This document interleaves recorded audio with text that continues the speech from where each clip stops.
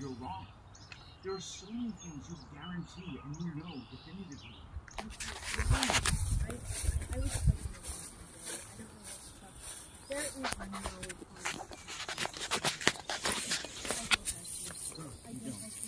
So here's what's gonna happen.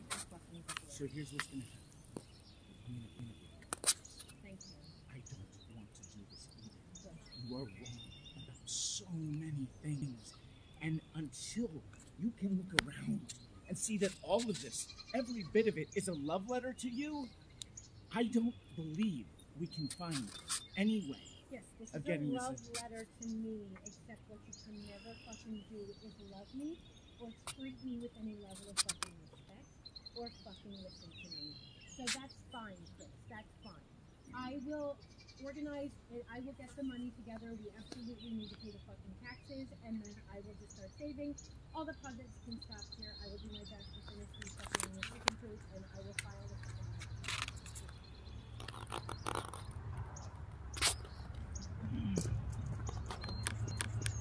whatever fucking tools you need, fine. Yes, I'm leaving tools, I'm leaving supplies. I never wanted any of this. I wanted you. No, I what you wanted can never you. do is fucking listen. I wanted If you wanted you. me, our relationship would be very fucking different. You're wrong because this is where we are. Jess, you respond very differently than I do to every fucking thing, and you see things differently than I do. Ronan, why don't you That just go... doesn't mean that we can't make this work. What it means in this case is you don't want to, and that's okay. I'm not trying to make you do anything you don't want to do, but I can't do this either. Okay. Fine. Packing. When do you think you'll be leaving? I'm going for a walk.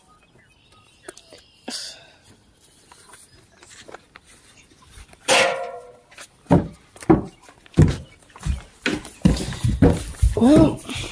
Yeah, this is all a love letter to me, except what I say, I can't breathe. The anxiety is crushing me because all we do is fight and you don't listen to me and you don't support me, and I can never express a want, need, or desire without it becoming a fight. This is what happens. And so, who knows, maybe I'm closer to a divorce now. I don't know. But the idea that this is a love letter to me is fucking horseshit. Yeah, when it's all been your idea. Well, no, it's all... It's his idea when it goes right. It's my idea when it's... Wrong. When something happens and I make lists and lists and lists and lists and say, hey, let's do this, let's do this, let's do this, let's schedule this, let's make time for this, let's do this, let's do this. And what is it? Noon on a Sunday. And I've been up since 6 o'clock doing my Mel Robbins, fighting through the body pains, fighting through feeling like shit. All I want to do is come in here and finish the coop and work in harmony. And what have we been fighting for? 4 hours now. 4 hours because he was screaming at me because he played Tina Turner's Simply the Best, trying to be romantic. And I didn't want any parts of it. Yeah. Because I was like, you are not going to keep me on this roller coaster. You're not going to keep me on this roller coaster. I have no idea who you're going to be in 10 minutes.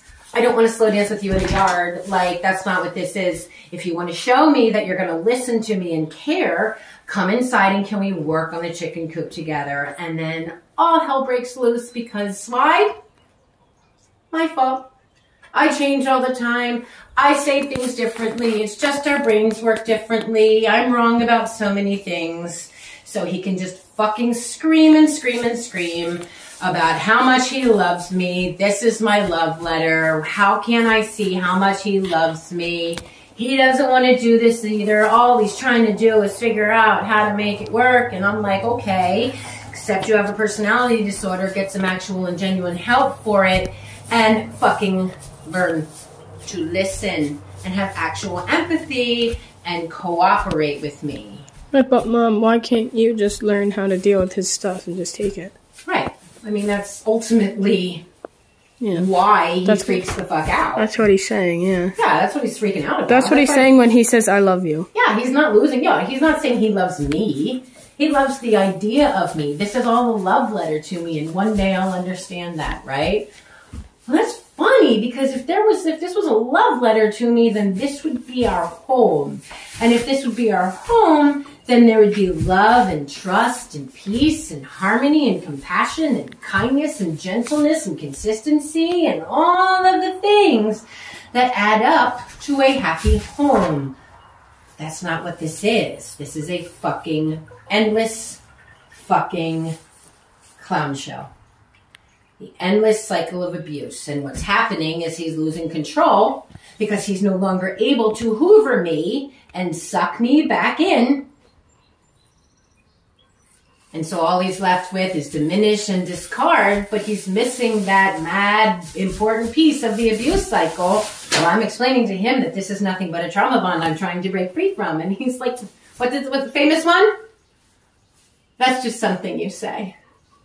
You don't mean that. That's not really what's happening. That's not really what's happening. Let me explain it to you. Right, but you're interrupting me. We were driving back from Lowe's, not yesterday, Friday night when we left. He started in on me. I couldn't fucking breathe. I had that chest pain. I was dizzy. Remember how I felt when I came in? I'm like, I can't go on a bike ride. I'm all messed up. And he's fucking trying to yell at me and fucking explain it to me. And he's like, just talk to me. And I'm like, I try to talk to him and he's fucking interrupting me and speaking over me so he can get defensive and he can explain what's really happening.